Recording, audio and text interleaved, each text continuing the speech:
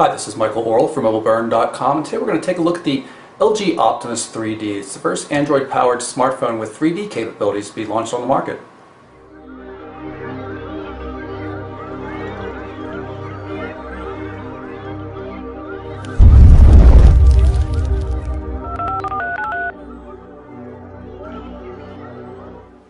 So here we have the Optimus 3D. You can see we've got a 4.3-inch display. It's 480 by 800 pixels.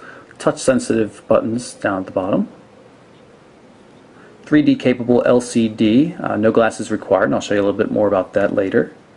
On the left-hand edge we've got covered micro USB and HDMI ports. 3.5mm headphone jack and the power standby button up on the top. On the right hand edge, volume controls, and then the 3D button. It's not a camera shutter button. Down the bottom is the microphone pinhole and a pry point for removing the rear cover. And of course on the rear of the device itself you can see we've got the dual 5-megapixel cameras for 3D stills and video, LED flash, speaker grill as well. It says 3D stereoscopic here on the metal backplate. And I'll just quickly remove the cover to show you we've got a 1500 milliamp hour battery, SIM card slot, and an unused micro SD memory card slot. The device has 8 gig of internal storage right off the bat, and you can add your own micro SD card. The Optimus 3D is about 12 millimeters thick, but it's pretty heavy, 171 grams. Speedy though. You can see we've got LG's custom main menu system here. It's powered by the dual-core TI OMAP 4430 processor, has DDR RAM, dual channel access to the RAM. Really supposed to be very speedy, although quite honestly it doesn't seem all that much faster in normal applications. So when you're going to get to some of the 3D applications, 3D gaming and stuff like that, it's where it's mostly going to be noticed. Here in the main menu we can change the layout to a couple different versions. There's a horizontal sliding page view, and then there's also a list with nice index tabs, and you have the ability to change the way they work and the ordering and everything. You can see newly downloaded applications automatically show up in this section. If you want to move something somewhere, you just go into the manage mode and say long press it, and I'll drag it up to a different section. We'll call it just into the regular applications. Unlike the LG Revolution for Verizon Wireless, the main menu on this device seems to work very well. There's no glitches, it's not difficult to organize. You can do a pinch gesture to quickly access all the categories. Have to hit that bar properly though. And you can see we've got a number of pre-organized and pre-installed 3D applications, and I'll get into more of that a little bit later. We've got 7 home screen panels to deal with. Go to number 1 right there. I'll show you some of the nice widgets that LG has included. We've got a bookmark widgets, calendar, and we've got multiple sizes of each, kind of an HTC Sense-like feel to the way it's done. I'll show you that in a second. Some separate controls for Wi-Fi. There's also a separate control for Bluetooth. I happen to have a Google Plus installed on this device, and that's the Google Plus widget there. Social networking. Here's Twitter and Facebook feeds. Favorite contacts. A couple of application shortcuts down the bottom. This is the main home screen. You can see AccuWeather powers the clock here. Nice little indicators showing the number of messages that are unread for email and Gmail and things like that. Full power bar has been changed a little from stock. This is how you access LG's Task Manager. You can see it says 6 apps are running, and I can tap on it here to bring up the Task Manager and then individually kill applications or stop them all if I wish. This is the nice calendar widget. Works in both month view and agenda views.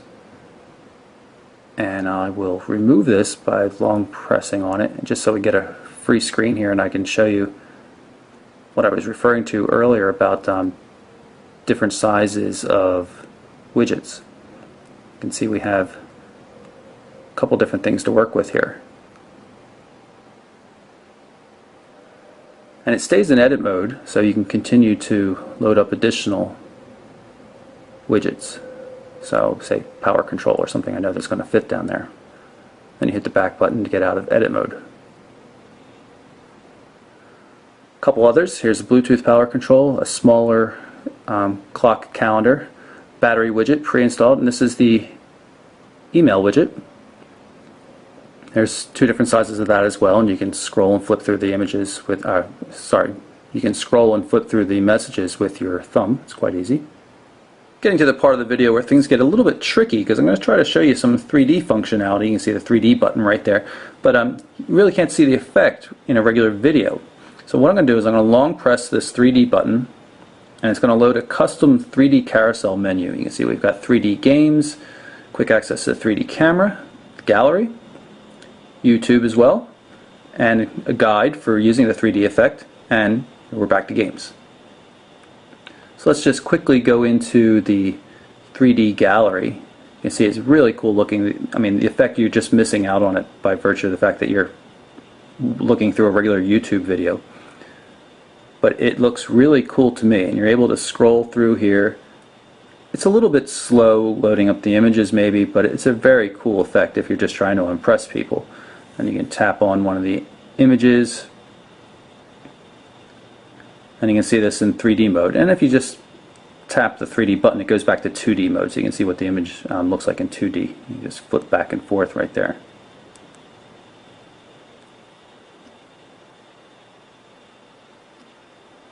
Here's the YouTube player pulled up, showing 3D videos. It's a fashion show for Dolce & Gabbana. We're on a Wi-Fi connection. This device does support the AT&T 3G HSPA network, though, even though it's a European spec device. So if you can get one of these unlocked, it'll work for AT&T customers. You see, you have access to a lot of 3D content on YouTube.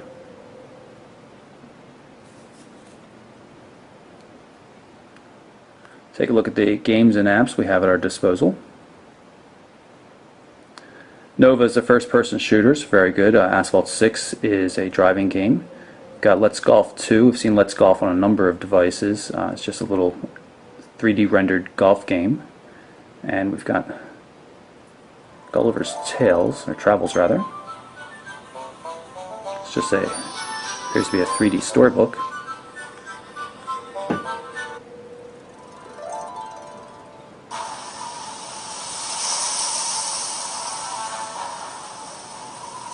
Quite cool looking.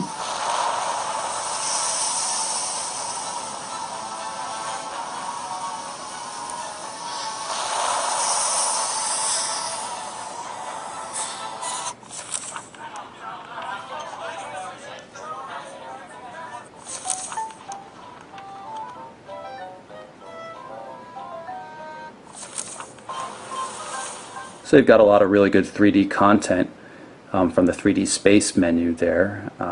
Much less eye strain than you'd see on HTC's Evo 3D. I really didn't like the display on that at all, even though it's higher resolution. The 3D effect's just much better on the LG.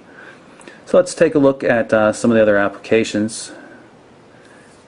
The music app. So you've got the index letters across the right-hand edge. Different views. There's also a special landscape view, and you can scroll through a little bit of a rendered look. I don't have much loaded onto the device.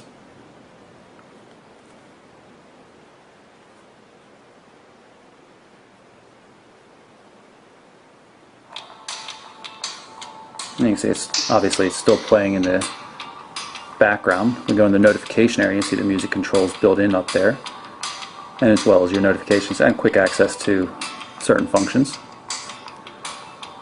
If I lock the device and unlock it, you see we also have music controls here without having to unlock the device. This is the email application. See, I've got two accounts to configure right here, but you also have access to a combined view. You can see different colors here. There's a green one versus blue, showing which one's coming from which account. Here's a 3D message. Oh, actually, it's not really 3D. I was just kidding. You can see you can move through from message to message using the controls here.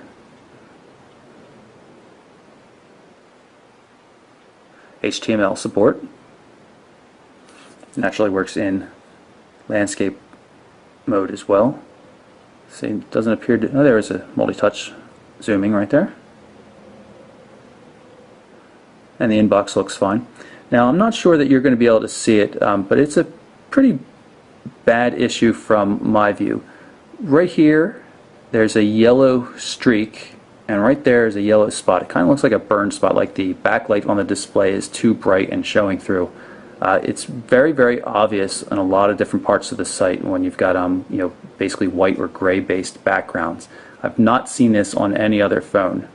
I've tried taking pictures of it and it doesn't really come through properly, hoping it shows a little bit better on the video, but it's really quite annoying. It's just a kind of a yellow streak there about the width of the two zeros in 11, and a spot right there about the size of the F and O in both lines there. Really unsightly. And actually, looking at the display with it powered off, I can see where the problem points are. It looks like maybe it's been pushed down a little bit. You can see it maybe a little circle there. You might be able to see an oval shape. And in the upper corner here, you might be able to see a little bit of visual interference there and a circle shape there. Those are the two hot spots on the display. So I'm not sure if it was just a production problem with this particular device or if it's widespread, but definitely something I've not come across otherwise. Here's the Gmail client, very stock application. You can switch accounts, have multiple accounts configured by just tapping her up there, and you can pull in calendar entries from them all. I'll show you a little bit of that later. Just like you see on every other device. You have access to different folders. Say I can pull up just starred messages. You can see one right there. Go into labels and say just show me the starred ones, and then I can look at some of the formatted text.